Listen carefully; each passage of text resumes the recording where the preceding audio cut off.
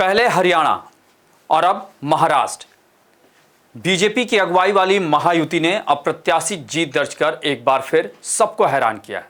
लेकिन इस जीत के बाद मुख्यमंत्री कौन बनेगा, इस पर अभी तक फाइनल मुहर नहीं लगना यह भी कम हैरान करने वाला नहीं है, क्योंकि इतना तो सबको पता है कि महाराष्ट्र में महायुति खासकर बीजेपी का जादू चला है और इस जादू के पीछे चेहरा कौन था ये सबको मालूम है। दरअसल 288 विधानसभा सीटों वाले महाराष्ट्र में बीजेपी ने अकेले दम पर सबसे बड़ी पार्टी बनने के अपने पिछले रिकॉर्ड को पीछे छोड़ते हुए 132 सीटों पर जीत दर्ज कर नया रिकॉर्ड कायम किया है। और उस पर भी गौर करने वाली बात यह है कि बीजेपी ने इस बार सिर्फ 149 सीटों पर ही चुनाव लड़ा था, यानी बीजेपी का स्ट्राइक रेट अगर देखें तो करीब 90% है और उसका वोट प्रतिशत भी सबसे ज्यादा 26.77% है। यानी महायुति के जीत में बीजेपी की भूमिका सबसे बड़ी है, तो बेशक उसे जिम्मेदारी भी बड़ी ही मिलनी चाहिए। यही वजह है कि महाराष्ट्र में महायुति गठबंधन में अगला सीएम कौन बनेगा इस पर अब तक मुहर लग जाना चाहिए था, लेकिन लग नहीं पाया है। वैसे इस रेस में देवेंद्र फडणवीस सबसे आगे चल रहे हैं, क्योंकि पूरे चुनाव के दौरान भले ही एकनाथ शिंदे मुख्यमंत्री के तौर पर चेहरा रहे हों, लेकिन महायुति का नेतृत्व करते हुए फडणवीस ही नजर आए। ऐसे में बम्पर जीत के बाद सीएम पद पर सबसे मजबूत दावेदारी उनकी ही बनती है और इस दौरान उनका पिछला वो बयान भी काफी चर्चा में है, जब फडणवीस ने शायरी के अंदाज में सदन के अंदर कहा था कि मेरा पानी उतरता देख, मेरे किनारे पर घर मत बसा लेना, मैं समंदर हूं, लौट कर वापस आऊंगा। नमस्कार, मैं अभय राय। देवेंद्र फडणवीस का यह बयान भले ही पहले का दिया हो, लेकिन वो इस समय सबसे ज्यादा चर्चा में है, क्योंकि फडणवीस ने खुद को फिर से साबित किया है। जैसा कि आपको बता दें कि महाराष्ट्र में बहुमत का आंकड़ा 145 है, यानी बीजेपी अकेले दम पर बहुमत पाने से सिर्फ 13 सीट पीछे रह गई है। तो सीएम का पद बीजेपी को ही मिलना चाहिए और इसके लिए कई कारण भी हैं।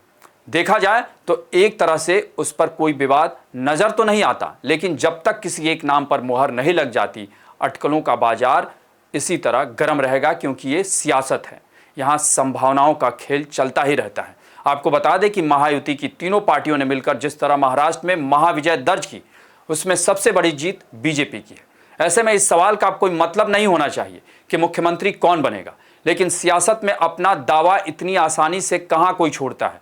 तो एकनाथ शिंदे भी अपने मन से सीएम पद क्यों छोड़ेंगे। लेकिन जैसा कि बीजेपी ने चुनाव प्रचार के दौरान कई बार ये संकेत दे दिए थे कि अगर महायुति जीती और बीजेपी सबसे बड़ी पार्टी बनकर उभरी तो मुख्यमंत्री उसका ही होगा, और तब सबसे प्रमुखता से जो नाम उभर कर सामने आया था वो देवेंद्र फडणवीस का था। यानी कायदे से महायुति में सीएम पद को लेकर सहयोगी एकनाथ शिंदे और अजीत पवार को मुख्यमंत्री पद बीजेपी को दे देना चाहिए, और ये लग भी रहा है, क्योंकि एकनाथ शिंदे हो या अजीत पवार, वो भी ये अच्छी तरह जानते हैं कि जो बीजेपी उद्धव ठाकरे की शिवसेना और शरद पवार की एनसीपी को तोड़ सकती है, उसे शिंदे और अजीत पवार की सियासत को ठिकाना लगाने में कितना समय लगेगा, वो भी तब जब उसे अपने दम पर सरकार बनाने के लिए सिर्फ 13 सीट ही चाहिए। यानी सीएम पद पर दावेदारी अब सिर्फ दिखावा है, और किस चीज के लिए उसे सभी जानते हैं, क्योंकि कहीं ना कहीं सीटों ज़्यादा से ज़्यादा जो है मंत्री पद मिल जाए, उसके भी लिए भी कहीं ना कहीं दावेदारी बनती रहती है। लेकिन जैसा कि पहले ही कहा गया है कि सियासत संभावनाओं का खेल है, और महाराष्ट्र की सियासत में अब गेंद और खेल दोनों बीजेपी के पाले में है, और लगता है कि सीएम पद को लेकर मामले में कोई अड़चन नहीं आएगी। जो अड़चन है वो नाम को लेकर ही लग रही है, क्योंकि देवेंद्र या फिर कोई और। वैसे भाजपा ने हाल के दिनों में जो एक्सपेरिमेंट किए हैं, उससे ये नहीं लगता है कि महाराष्ट्र में भी वो इसका रिस्क लेगी, क्योंकि यहाँ हालात और जगह बिल्कुल अलग है। खबरों के मुताबिक फडणवीस का पलड़ा इसलिए भी भारी है क्योंकि फडणवीस बीजेपी के अलावा आरएसएस के भी पसंद है, क्योंकि वो संघ के स्वयंसेवक भी हैं। वो अक्सर संघ के कार्यक्रमों में शामिल होते भी नजर आए हैं, और देवेंद्र फडणवीस नागपुर से ही हैं, तो सर संचालक से लेकर निचले स्तर तक उनका सीधा संवाद होता रहा है। लोकसभा चुनाव के बाद महाराष्ट्र में बीजेपी की हार के बाद समन्वय के सभी प्रमुख स्तरों पर फडणवीस सीधे आरएसएस के संपर्क में रहे, और विधानसभा चुनाव में देवेंद्र फडणवीस ने हिंदुत्व और विकास दोनों का मुद्दा जोर शोर से उठाया। यानी कुल मिलाकर देखा जाए तो हरियाणा के बाद महाराष्ट्र में भी बीजेपी की राजनीति बिल्कुल फाइटर की तरह नजर आई।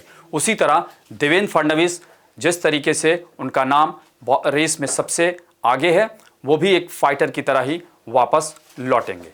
आपको हमारी ये रिपोर्ट कैसी लगी उसे कमेंट बॉक्स में ज़रूर बताएं और अन्य खबरों से अपडेट रहने के लिए बने रहे हमारे साथ, क्योंकि हम हैं बुलंद भारत टीवी, ताकत आपकी।